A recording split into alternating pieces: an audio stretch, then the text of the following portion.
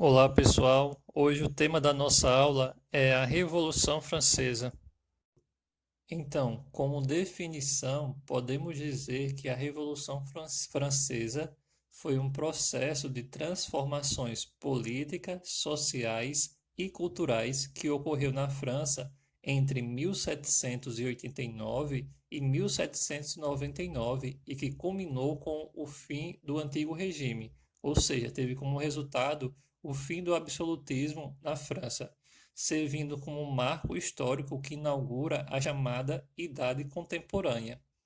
Então, de acordo com a divisão tradicional da história, a Revolução Francesa ela serve como um marco de transição de passagem da Idade Moderna para a Idade Contemporânea, devido ao forte impacto que ela possuiu tanto naqueles dias para as transformações que ocorreram, quanto para o restante do mundo e até os dias de hoje, suas ideias elas influenciam vários movimentos que contestam governos e lutam por maior igualdade entre as pessoas. Então, lembrando que a França, ela fica lá na Europa, tá? Faz parte do continente europeu. Então, antes da revolução acontecer, ela ter início, a gente precisa compreender a organização político-social anterior. Então, a França, ela possuía um sistema político que era o absolutismo, que, como nós vimos, se caracteriza pela concentração de poder nas mãos dos reis. Os revolucionários chamaram esse sistema político de Antigo Regime. Então, em alguns momentos e em outros textos, vocês podem ver Antigo Regime, e quando vocês verem, se refere justamente ao absolutismo na França. E a sociedade francesa anterior à Revolução, ela estava dividida em três estados ou classes sociais. Então havia o primeiro, o segundo e o terceiro estado. O primeiro estado era formado por membros do clero, cardeais, bispos, abades e etc. Já o segundo estado era formado pela nobreza, ou seja, grandes proprietários de terras que detinham títulos de nobreza, herdados de seus antepassados, sendo duques, marquesas, condes e etc. Já o terceiro estado era formado pelo restante da população francesa. Nele estavam reunidos diversos grupos, como a alta, a média burguesia, os trabalhadores rurais e também urbanos. Então, mas a questão é que o primeiro e o segundo estado representavam uma pequena parcela da sociedade, apenas em torno de 4%, mas possuíam muitos privilégios. Um desses principais era a isenção, ou seja, o não pagamento de impostos. Já o terceiro estado, que representava a maior parcela da sociedade, 96%, era o que sustentava os outros dois estados por meio do pagamento de impostos.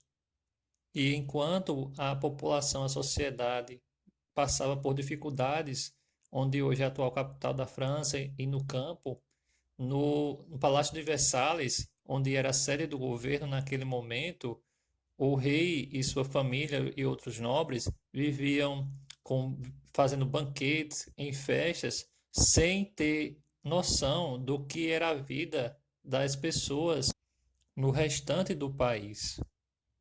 Então, como nós vimos agora, uma parcela da sociedade do terceiro estado era representada pela burguesia, que havia a alta burguesia, a média burguesia e a baixa burguesia. E a maior parte da representação do terceiro estado era formado por camponeses e trabalhadores urbanos. Então, com a ascensão da burguesia, ou seja, com o crescimento da burguesia, ela exigia, esse grupo social exigia a participação na condução do Estado, da França, né, das decisões que iriam afetar a todos. E esse desejo de participação foi muito influenciado pela difusão, ou seja, pela divulgação das ideias iluministas, que, como nós vimos, pregava, tinha como principal princípio a ideia de liberdade, tanto individual como política e econômica. Então, diante desse quadro, A França também passou por uma grave crise financeira, devido a gastos com a guerra, tanto a Guerra dos Sete Anos que ela teve contra a Grã-Bretanha, como também o auxílio que a França deu aos revolucionários, aos colonos das 13 colônias, na luta pela independência da Grã-Bretanha. Fora isso, havia a falta de controle dos gastos da corte e não havia distinção do que era o gasto da corte e do que era o gasto do país, o que favorecia ainda mais o aprofundamento da crise.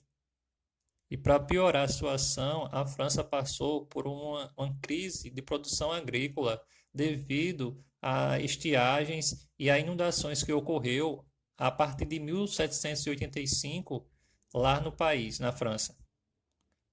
Fato este que diminuiu a oferta de alimentos e a fome atingiu tanto o campo como também a cidade.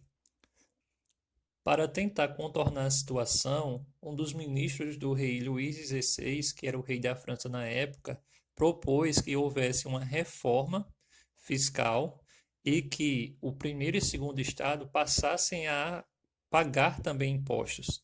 Isso não foi aceito por eles e o que gerou uma crise política para o rei. Então, diante dessa situação, ele fez a convocação dos Estados Gerais, que era um conselho que possuía o objetivo de auxiliar na tomada de decisões em momentos de crise. Esse conselho era formado por representantes do primeiro, do segundo e do terceiro estado, mas a votação nele era feita por estado, ou seja, o primeiro estado tinha direito a um voto, o segundo estado tinha direito a um voto e o terceiro estado também tinha direito a apenas um voto.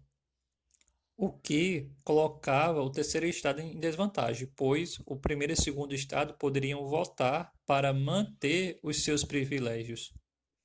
Então, na abertura dos Estados Gerais, em maio de 1789, os representantes do terceiro estado exigiram que a votação para a tomada de decisões que ali fossem feitas fosse por indivíduos, fosse individual e não por estado. Obviamente, os representantes do primeiro e do segundo estado não aceitaram isso, então os representantes do terceiro estado foram para uma outra sala do Palácio de Versalhes e lá reunidos eles declararam em junho de 1789 a Assembleia Nacional Constituinte, que tinha como objetivo a elaboração de uma constituição para a França. O que é uma constituição? É um conjunto de leis que regem uma nação, que orienta como um país será organizado juridicamente. Então, diante dessa situação, o povo aguardava, acompanhava atentamente o rumo das decisões políticas que aconteciam lá em Versalhes. Mas correu a notícia de que o rei Luís XVI pretendia dissolver a Assembleia Nacional Constituinte, ou seja, ele queria acabar com a Assembleia. Então, o povo que já estava passando por dificuldades, ao saber que o rei tentaria impedir a formação, a construção de uma constituição, então o povo se reuniu, saiu às ruas e se dirigiu para a Bastilha, que era uma antiga prisão da França que representava o absolutismo francês. Então o povo invadiu a Bastilha, pegou em armas e matou soldados e pôs fim à Bastilha, né? Destruiu a Bastilha. Esse episódio ele marca o início da Revolução Francesa em 14 de julho de 1789. E até hoje essa data é comemorada na França como um dia nacional. Então, sem conseguir controlar a situação, o rei Luís XVI ele teve que reconhecer a Assembleia Nacional Constituinte e em 4 de agosto de 1789, essa Assembleia aboliu as leis feudais que ainda existiam no país e decretou o fim dos privilégios da nobreza e do clero. Já no dia 26 do mesmo mês, ou seja, de agosto, foi proclamada a Declaração dos Direitos do Homem e do Cidadão, que possuía no seu documento, nos seus 17 artigos, forte inspiração das ideias iluministas, onde era defendido a liberdade individual, a liberdade de expressão e o direito a se rebelar contra qualquer tipo de opressão. Bem, as mulheres tiveram participação expressiva na Revolução Francesa, tanto de forma política, como também encabeçaram protestos e ações armadas.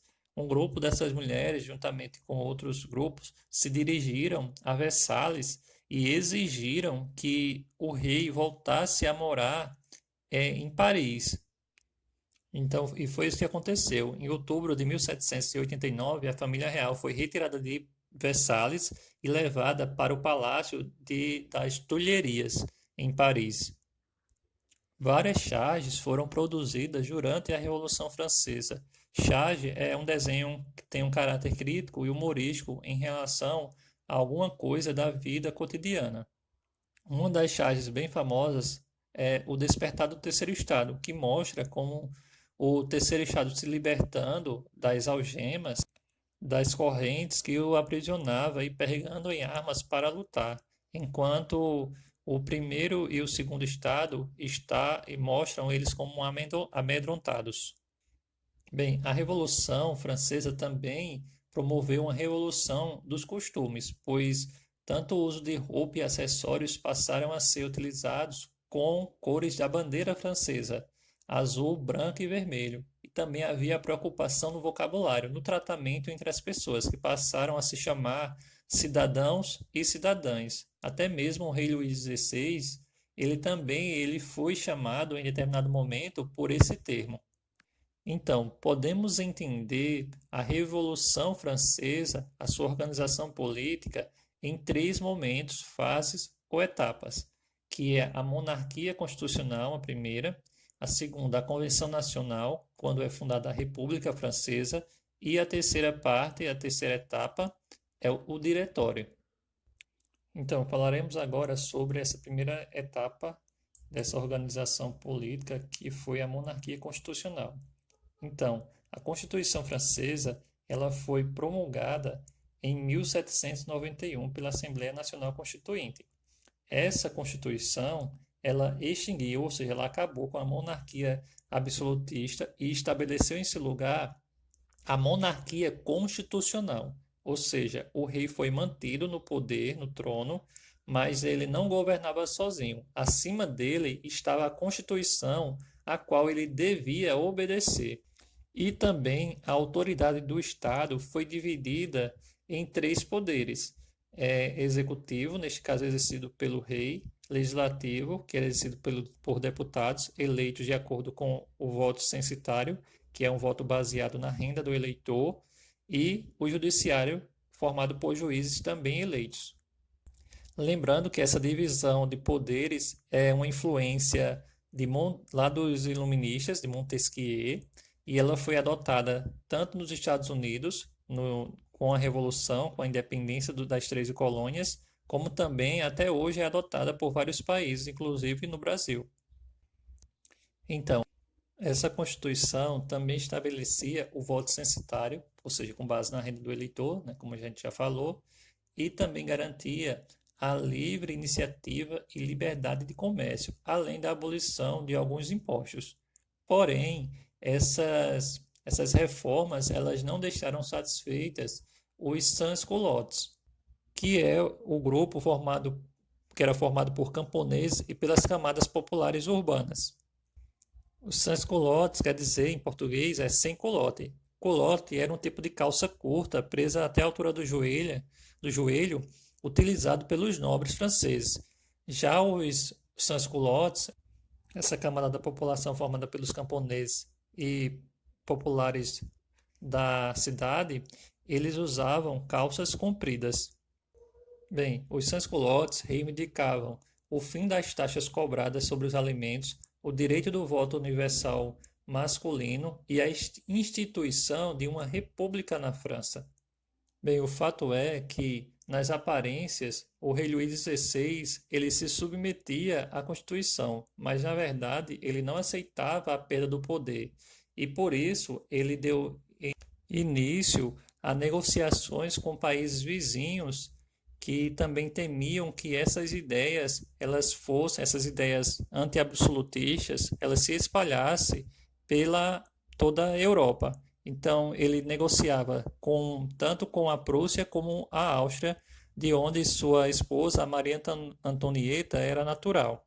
Então, quando foi em junho de 1791, o rei Luís XVI e sua família tentaram fugir disfarçados para o exterior, com a intenção de reorganizar forças militares para retomar o poder. Mas, quase na fronteira com a Áustria, eles foram reconhecidos e reconduzidos para Paris, onde ficaram presos. Então, com a prisão do rei Luís XVI, o governo ele passou para um conselho provisório que acabou com a Assembleia Legislativa e convocou eleições para a formação de uma nova Assembleia, a Convenção Nacional, que é quando tem início a segunda etapa dessa organização política da Revolução Francesa. Então, os membros dessa nova Assembleia, eles foram escolhidos por meio do sufrágio universal masculino, ou seja, sem ter restrições de renda ou de origem social.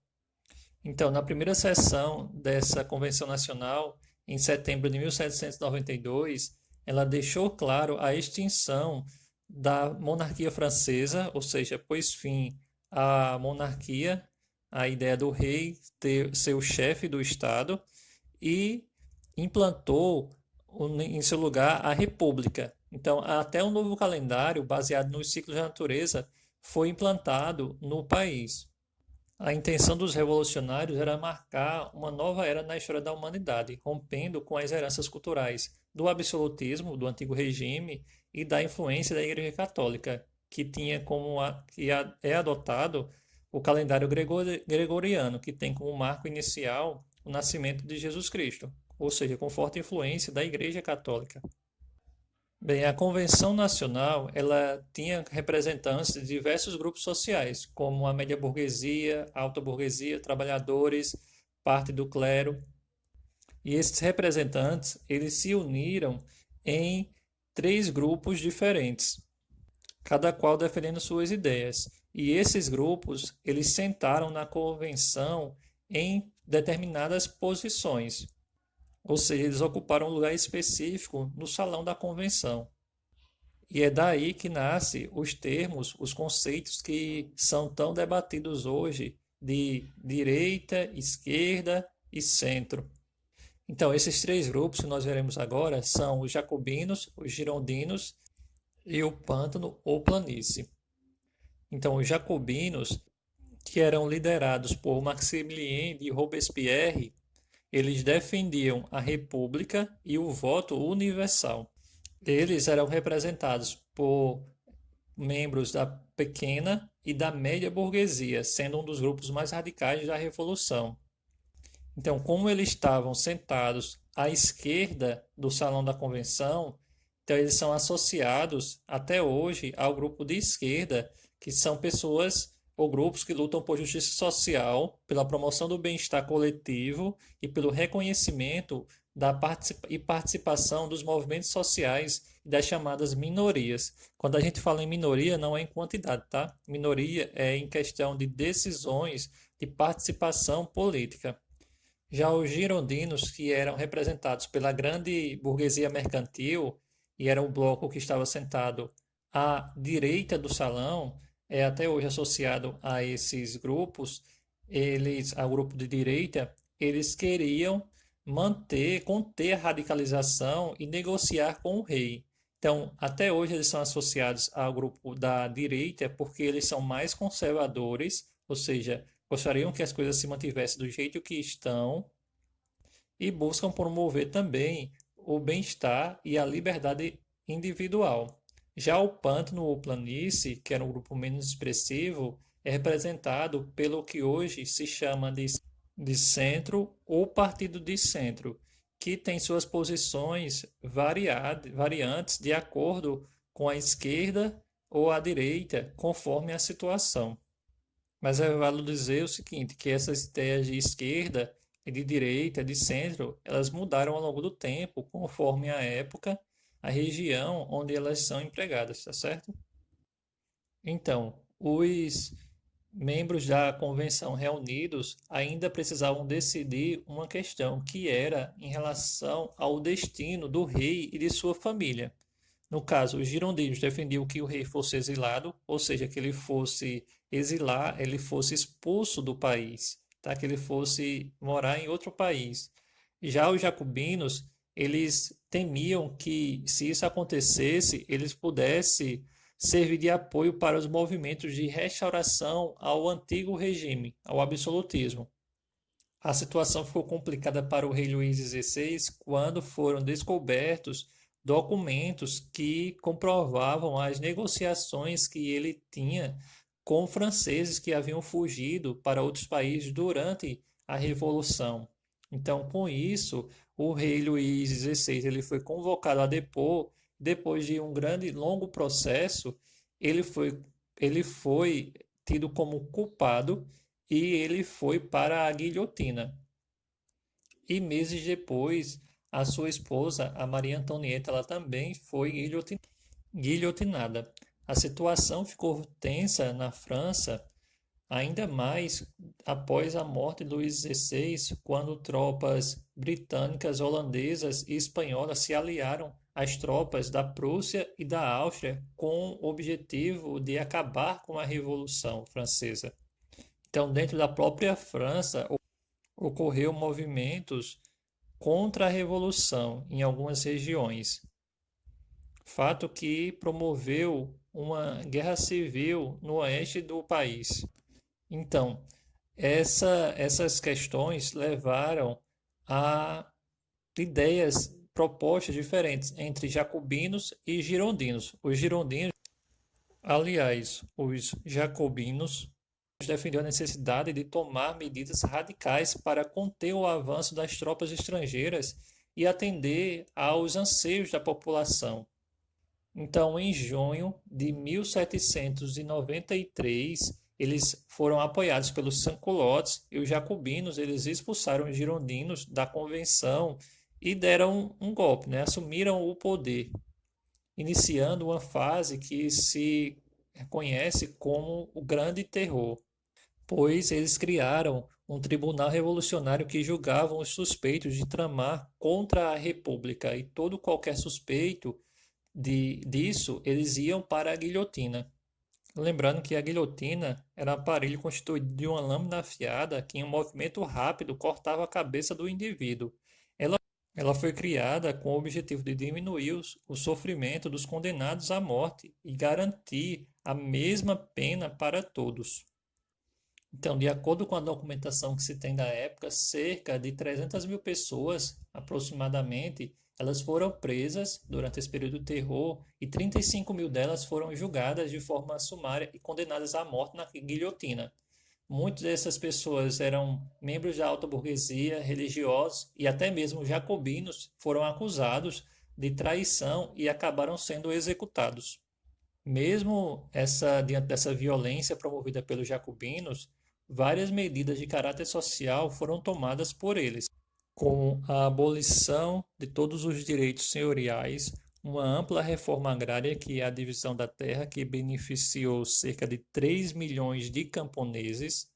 Manufaturas e fábricas também foram criadas para a produção de arsenal de guerra para combater os contra-revolucionários. Também foram criados programas de apoio aos indigentes, órfãos e viúvas, além da criação de escolas laicas, ou seja, sem a influência da igreja, com ensino primário, gratuito e obrigatório. No entanto, o autoritarismo nessa fase do Grande Terror dos jacobinos também gerou divisões dentro do próprio governo. Os sans-culottes mais radicais, eles queriam que essas mudanças elas se aprofundassem. Já outra ala, os jacobinos, membros liderados por Robespierre, eram adeptos a uma democracia representativa. Então, aproveitando-se dessa situação, dessas divisões internas entre os jacobinos, os girondinos, eles se organizaram e deram um golpe e instalaram uma outra forma de governo. Isso aconteceu em 27 de julho de 1794, que é o nono termidor de acordo com o calendário que foi adotado pela Revolução. Por isso, essa ação dos girondinos ficou conhecida como a Reação Termidoriana. Então, após tomarem o poder, os girondinos, eles prenderam Robespierre e outros líderes jacobinos, e eles foram executados, mortos na guilhotina no dia seguinte. E em 1795, uma nova constituição, ela foi elaborada, que aí começa a terceira etapa da organização política da Revolução, que foi o Diretório. Então, essa nova constituição estabelecia esse diretório, que é um governo de 5 diretores eleitos por um período de 5 anos. Ela anulou todas as medidas populares tomadas pelos jacobinos e também teve o retorno do voto censitário, que é aquele voto baseado na renda do eleitor, e a escravidão nas colônias. Obviamente que isso gerou revoltas pelos sans-culottes e outros grupos camponeses que ainda enfrentavam a grave crise econômica que o país estava passando. Então, diante dessa instabilidade política que a França passava pela crise econômica e a instabilidade dentro do país, as revoltas que estavam acontecendo, era necessário alguém que conseguisse reprimir a rebelião dos partidos da monarquia e também conduzisse o país. E aí, diante disso, surgiu a figura do Napoleão Bonaparte, que se destacou na luta contra os revolucionários. E ele passou de militar a general e também foi convidado a fazer parte do diretório em outubro de 1799. Um mês depois, ele deu um golpe de Estado. Lembrando que um golpe de Estado é quando se derruba o governo de um país, e geralmente esses golpes eles são liderados por militares e podem ter ou não o apoio da população. Esse golpe, como aconteceu em 18 Brumário do calendário revolucionário, ele ficou conhecido como o golpe do 18 Brumário, que põe fim à Revolução Francesa. Bem, a Revolução Francesa ela foi tão impactante, pois ela acabou com a estrutura do antigo regime na França e também estabeleceu princípios de valor universal, como os de liberdade, igualdade e fraternidade, inaugurando uma nova era na história da humanidade.